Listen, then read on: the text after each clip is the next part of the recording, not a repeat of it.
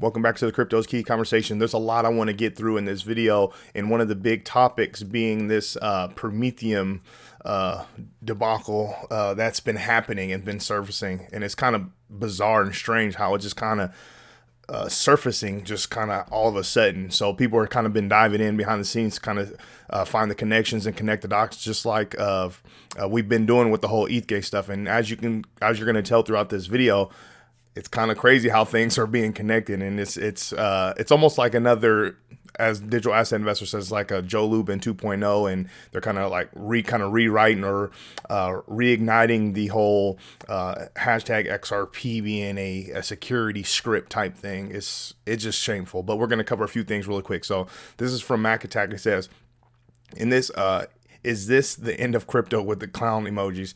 U.S. Congressman Brad Sherman recently stated his hopes for the end of digital currencies.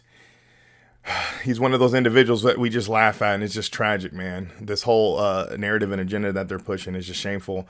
I really like this video that Riz XRP put up. So this is DAI, and he was talking about some redactions, and when it comes to Jed McCaleb and JP Morgan. Let's take a quick listen into this. The missed redaction was running all three that were built. So anyway, what they're referencing, and a lot of people don't know this, but in the early days, Jed was running three validators, then 32,000 Genesis blocks were lost. Makes you wonder, why is Jed, and the other thing I'm looking at this, why is Jed being redacted instead of openly being deposed? Why is Jed not involved in all this? This is the same Jed that ran Mt. Gox, and then some guy that looked like a patsy, quote, bought Mt. Gox that was supposed to be in Japan, when I have a video where somebody said that somebody in the early days of Mt. Gox wanted to jump a plane and go meet, and went, like actually did jump a plane and went to Costa Rica to meet with Jed, not Japan.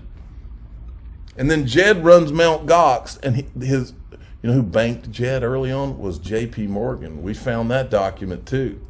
Yeah, all the connections is crazy. And if you don't remember, Jed left Ripple and then started Stellar Lumen, and obviously connecting more dots. And we always had the question of, like, how come they went after Brad Garlinghouse and Chris Larson, but they didn't go after Jed McCaleb? And Jed McCaleb, during the entire, I think there was like only a certain portion within when the SEC dropped the lawsuit against Ripple, the company, where he was still selling his XRP, but he kind of had stopped for a second, but then it continued, but they never went after him. It's kind of crazy, man, how everything's tied in. And then this is from Mr. Huber here. It says, I can only emphasize it again and again. The reason for the urgency of the speech, meaning the Ethereum free pass speech by William Hemming, was to exempt Ethereum from the ethics provisions going into the effect that week that would have required all government employees to disclose their ETH holdings. Hemming's speech not only prevented that from happening, it also ensured that many politicians joined Ethereum afterwards, which is why people are still trying to cover it up. I mean, man, shout out Mr. Huber, but man, it's crazy, man. And it's just blatant corruption, and I guess it's just a waiting game to kind of see what happens, man. I know Jeremy Hogan was saying that he believes, you know, after getting the Hemming documents and emails, that a lot of the light is pointed at him and himself rather than the whole the SEC as a whole. So it's going to be a waiting game to kind of see what happens. Now we're going to dive into this whole Promethium, I think that's how you say it, debacle that's been coming out, man, and or you could say the anti-Ripple stance. It's kind of crazy how all this stuff is starting to surfacing, and digital asset investors talking about, you know, is this Joe Lubin 2.0? You know, are they trying to, you know, reignite this hate on XRP script and this narrative? So we're going to take a quick listen into a couple videos. We got a couple different connections from the members within the community in regards of, you know, what this Promethium is tied to in regards of other businesses and stuff. It's going to be quite interesting. So let's start with this video here. It says, Promethium CEO Aaron Kaplan is sure passionate in his anti-Ripple stance. What could create such passion? Let's take a quick listen in. Companies like Ripple sold billions of dollars worth of tokens to investors with the goal of using the money raised to build out a network or blockchain.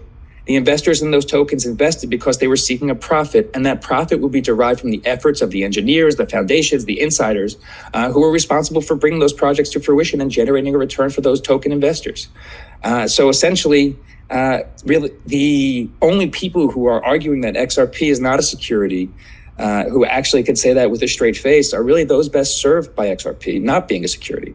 But they are really doing so at the expense of their customers and the investment public, because going forward for the industry, the way to end the crypto winter, the way to basically move forward, is the clear application of federal securities laws. And I think the Ripple decision will mark a major step in that direction. Yeah, I don't think things are going to go in the way you think, buddy. It's kind of crazy. And then he goes, Joe Lubin 2.0 has entered the building. What digital assets are you working with? How are you determining what is or what isn't a security? At the moment, we haven't announced our assets, but I would say that Chairman Gensler has said that the overwhelming majority of digital assets are securities, arguably everything except for Bitcoin, and we take the same opinion on that. So no XRP? I would argue that XRP is more likely a security than a non-security. That look on his face irritated the heck out of me when I saw it. Let me see if I can get it. Like, whoa. Someone's feeding him all his information. This is another guinea pig, or you can say another snake in the grass. It kind of seems like, just in my opinion. I like this. Matt Walsh has a great tweet thread, and I highly recommend you come in and check. I'm just going to kind of read a couple of them right here. It says, this Promethium storyline has got to be the strangest thing I've seen. Zoom in. That I've seen in a while in this industry. Has anyone actually looked into this beyond bizarre? It says last month, in the midst of the SEC bringing cases on Coinbase, Gemini, and giving the stiff arm to Robinhood and others, Promethium gets approval for a first of its kind special purpose broker dealer for digital asset securities. The Promethium CEO somehow gets a seat in front of Congress yesterday and starts reading off pre-written notes, clearly coordinating narratives with the with Democratic members of Congress. So if we come down here, he's talking about this right here. I'm just gonna mute it and then just show the individual here. There he is, Aaron Kaplan. It says that Promethium ATS supports quote. Crazy, man. It is crazy. Let me come back here really quick. So yeah, Matt Walsh, I highly recommend you go and read that entire thread. I didn't want to read through all of it, but Tyler Winklevoss says, the moral of the story, if you have a fake business, you will get approved by the SEC. If you have a real business, you will get sued by the SEC, with the clown and laughing emoji. Tony says, where's he at right here? He says, yep, most likely short in XRP. So they're talking about Aaron and Promethium. Kind of like, I forgot the name of the company, but they kept going on different interviews touting, yeah, we're short XRP.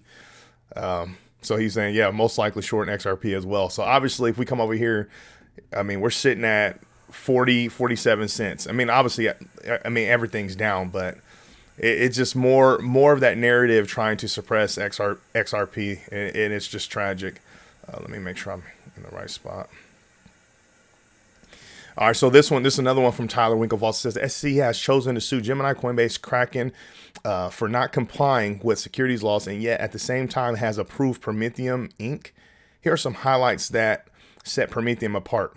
Failed to launch a product in 6 years, hired multiple former SEC and FINRA staff.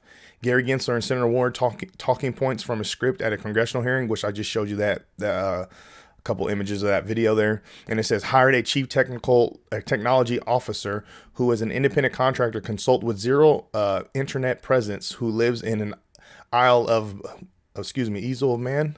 It says, and that folks has made all the difference. So it's just tragic. I mean, people are really just like, it's not even surprising at this point, obviously. And we know, based on how everything's rolled out as XRP community, being in this litigation with the SEC and all the information, all the dots that we've been connecting, now the broader market, the crypto market, has starting to see that. So like now you have the likes of Tyler Winklevoss and in them just seeing just the shamefulness behind our government.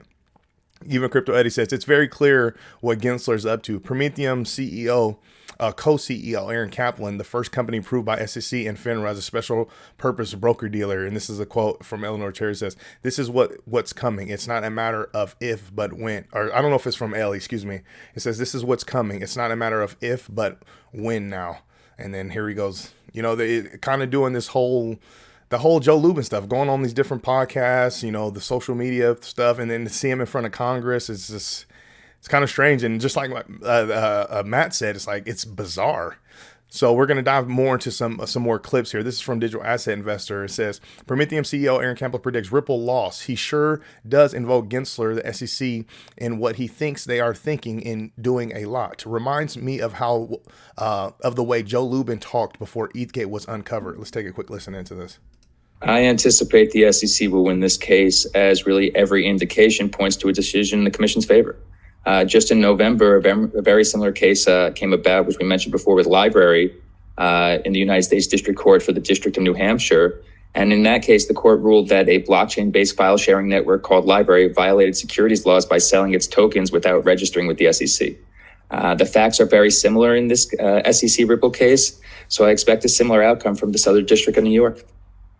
Okay, so let's assume the SEC wins, because they always seem to win. How many other people are they gonna sue? Like, I feel like they're making their point, and you said anecdotally, in your view, 99.9% of all the cryptocurrencies are securities. I mean, at a certain point, you can't just sue everybody, can you? So I think there has to be you have to separate the different elements of this. I don't necessarily think the SEC is going to go after every issuer, every token issuer. I do think that there'll be a lot more attention paid to intermediaries, the virtual currency exchanges, the custodians, because that's where we've seen these centralized points of failure. Obviously, that's what happened, at least abstractly, with FTX, and it's what happened with other institutions. So I think what's really necessary as a first step and a major step forward is for the industry, particularly the intermediaries, to come register under the federal securities laws. And Chairman Gensler has said that virtual currency exchanges should register under the securities laws, which would mean that they would either have to become ATSs or exchanges. And I think that's a... So we're going to continue on here. This is from Crypto Law. It says, very odd.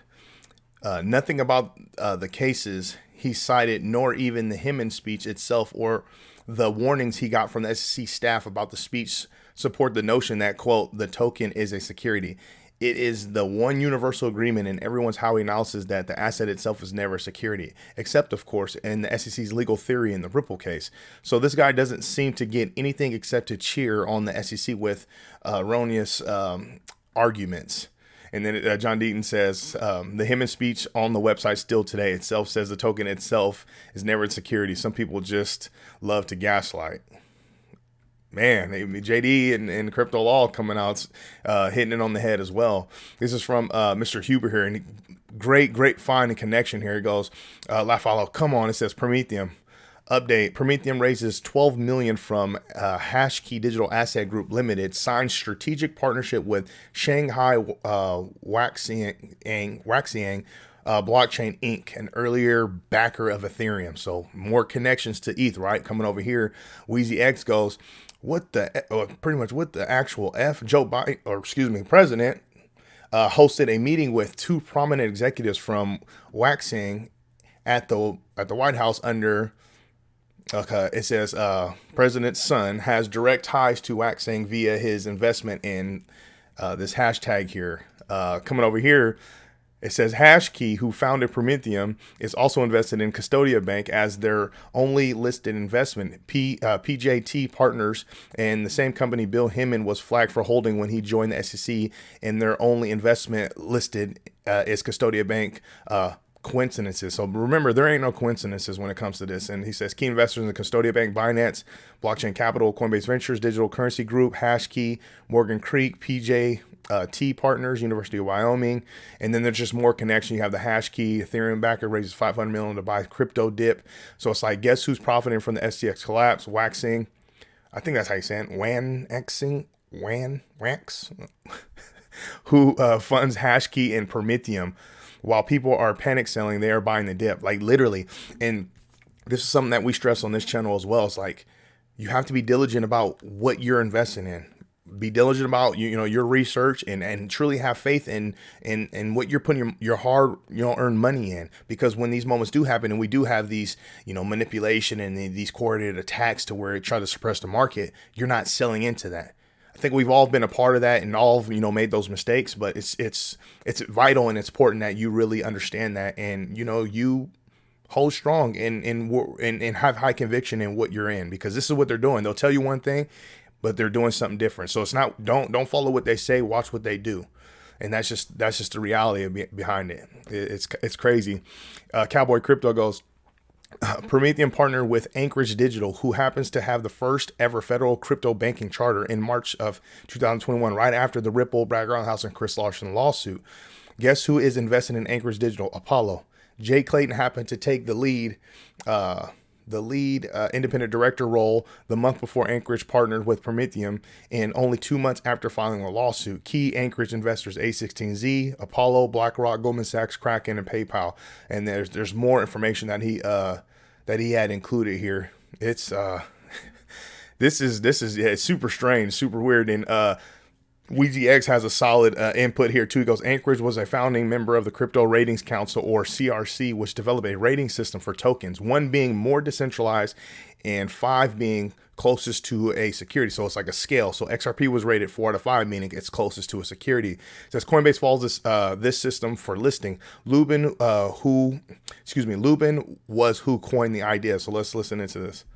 Certain platforms are very decentralized, maximally decentralized. Ethereum and Bitcoin are the two most decentralized, yet still they're not as decentralized as they could be and will be, hopefully, over time. And so we should put a number on that, and a number on different platforms that claim they're the most decentralized platform in the world, and compare them. And so the idea is that we will put up a website and we will invite the world to come and help us define the different dimensions of decentralization.